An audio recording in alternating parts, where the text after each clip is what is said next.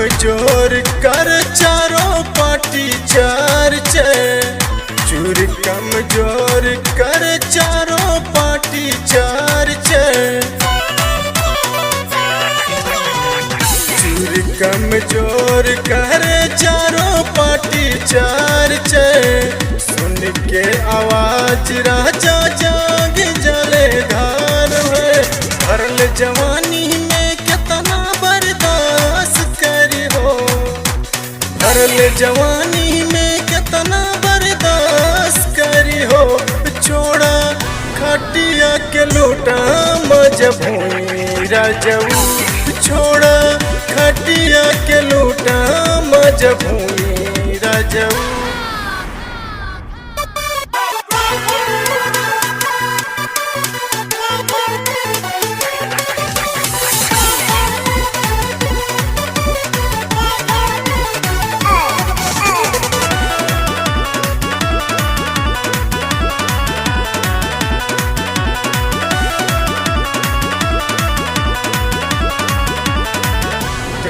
होई माटी बनी मूड तूफानी होई माटी बनी मूड तूफानी होई माटी बनी मूड तूफानी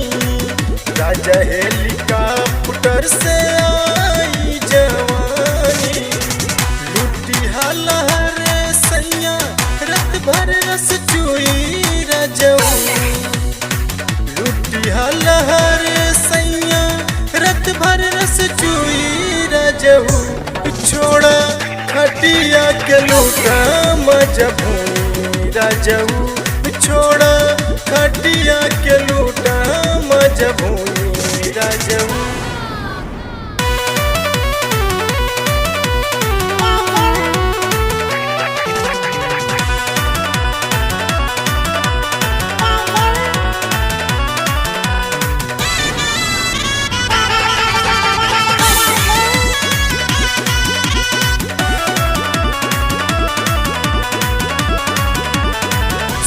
तवा जो नीचावा तो बड़ा मजा पैबा